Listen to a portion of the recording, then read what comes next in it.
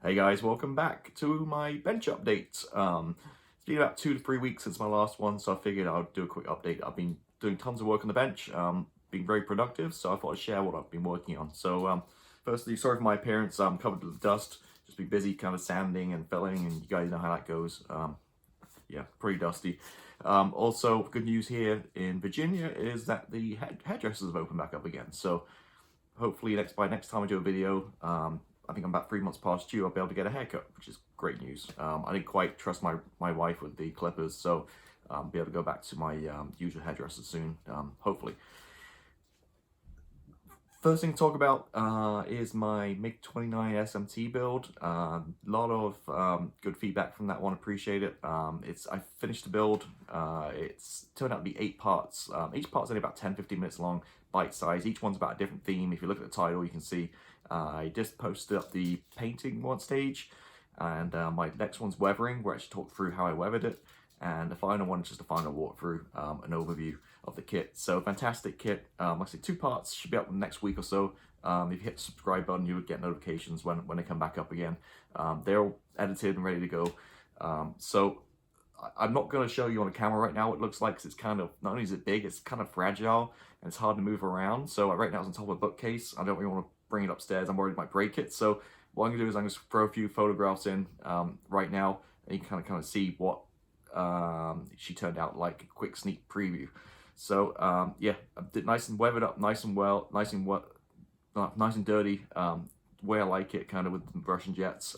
Really great model to work with. No real issues at all. Just the only kind of real thing to note is in the instructions, it doesn't tell you to drill holes for the pylons, and all the pylons are different sizes. So just before you button up the whole fuselage, just make sure you kind of figure out what loadout you want to do and drill holes appropriately. Because like I say, it's completely missing from the instructions. Apart from that, it's okay. If you've been following my build log, you see that I actually add magnets and magnetize my pylons, so you can kind of take them off and move them as appropriate. So yeah, you'll get a proper good look at that in the next week or so when the final review video goes up. Really kind of happy. Got some, like I say, some really good feedback. Also got featured on Flory Models weekly live show, and I'm actually even using my photo as the kind of screenshot of the preview of the episode. So I'm really kind of stoked at that too. I'm kind of very humbled that the guys like, the great feedback I got from that.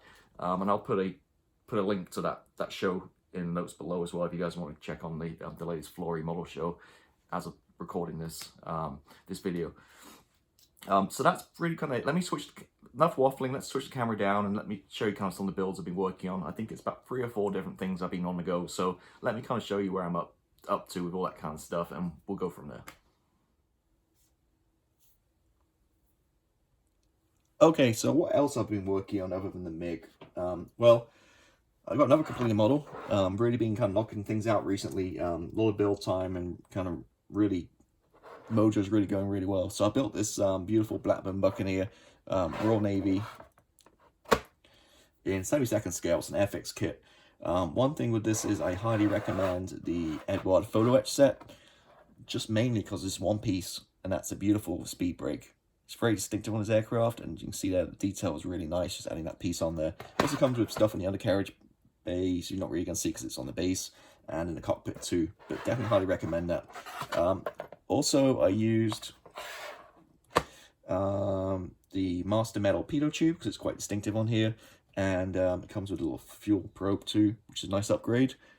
And it's put on the Coastal Crafts base from the I'm not sure exact one. I think it's from the Hermes maybe, but anyway, a base, and then it's mounted on a trumpeter acrylic case.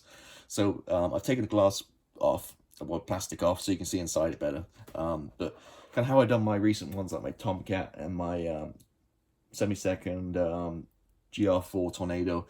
Really kind of liking how they display it in these kind of little cases. Plus it keeps the dust off, that kind of stuff. This kit was a joy to build. Went together really quickly. Literally did it in like really like a day almost. It went together, the whole thing. Did it like a Friday night and a Saturday morning, and the whole thing was pretty much together. Then prime and paint. Painted with Hidaka Orange Line Extra Dark Sea Grey. Weathered as my usual with 502 Aptylon oils. I think I maybe used Starship Fill for this one. Yeah, and there it is. Really happy how it turned out. Just almost a quick little mojo build. They are bringing out the RAF version of this later in the year, which I'll definitely be buying to go along with this. But yeah, very iconic, kind of strange look. Well, interesting looking aircraft, should I say? Definitely favorite of the Royal Navy and RAF too, from like the 80s, 70s and 80s, I believe. It's kind of the era. So that's that guy done. So they say that went together pretty quick. And what else?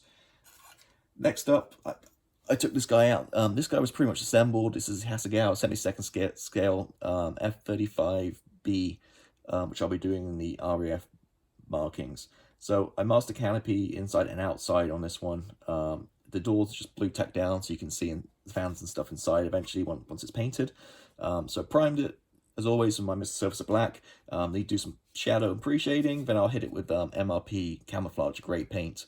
Finally got some camouflage grey paint. I think that's kind of, I've done a lot of tests on half glass, and I think for the modern half glass, that's the most accurate representation of it. It's not too metallic-y like the old half glass a lot of manufacturers make. So MRP camouflage grey. I'm not using the pearlescent sheen to it. For this scale, I think it doesn't really work so good. So I'm just going to just spray it with a camouflage grey, and it's going to look pretty much, hopefully, like the real thing. So this is, I've made a conscious effort recently of kind of going through some stuff in my stash, what kind of half-built or stuff projects I kind of abandoned, just kind of finish off and get things moving. So this is a great little kit. Just need to prime the underside and get to the paint and weathering stage on that one. So yeah, that's the reason I like this one too. Is the Hasegawa version is, you can look there on the ram tape. It's just very subtly marked. A lot of these, like recently, like the Tallery and the Academy kit versions of this kit, they're really kind of the ram is really overdone. It's like really raised detail and just doesn't look very accurate. That's a problem a lot with these F-35s and F-22 kits, Raptor kits. It's the same kind of thing. I like the subtle. So what I'm going to do is I'm not going to. You come to decals, the ram tape, but nowadays it's all it's pretty much same color. Doesn't really stand out. So I mean, just perfect for a wash. So I'm just going to paint it and then just add a wash to pick out these panel details. So that's that little guy just kind of on the side working along. And next up, what I decided to build is, let me just reach across and get the box. Ugh.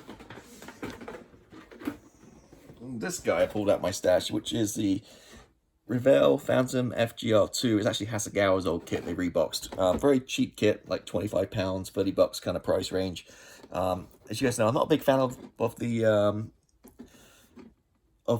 Phantom. I just think it's an ugly aircraft. I know it's been fantastic aircraft its day and all the stuff, right? But it just doesn't float my boat. I mean, different strokes for different folks, but I just don't really appeal to me so much. But what I'm gonna do is I'm gonna build this. Decided to build this one and do it in the RAF Germany kind of wraparound camo scheme. And where I basically just started this yesterday. So all I got to is I got a photo etch set for the cockpit, which this really needs. You can see kind of I've just been working on a cockpit detail, and it's in tubs in. Looking pretty good.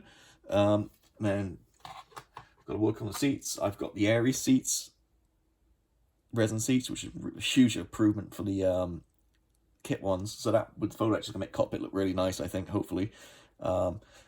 I'm more a fan of the quick boost seats. I like the quick boost seats because they have the straps kind of molded into the resin, whereas these, you get a thread of photo etch.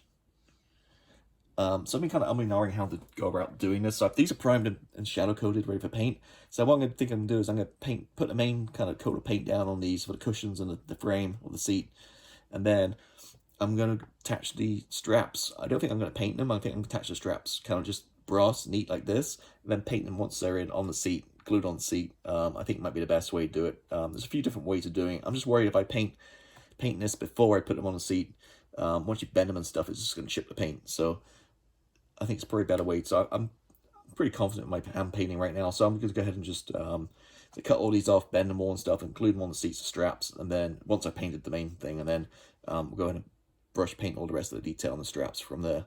So that's this guy.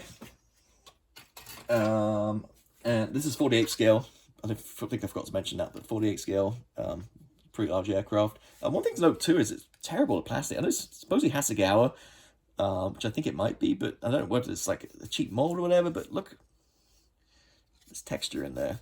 It's all on the inside. The inside's not being polished, so it's not a big deal. I mean, the outside looks nice enough and nice, you know, panel lines and stuff, but the inside's really like ropey. Had a lot of flash on the kit too.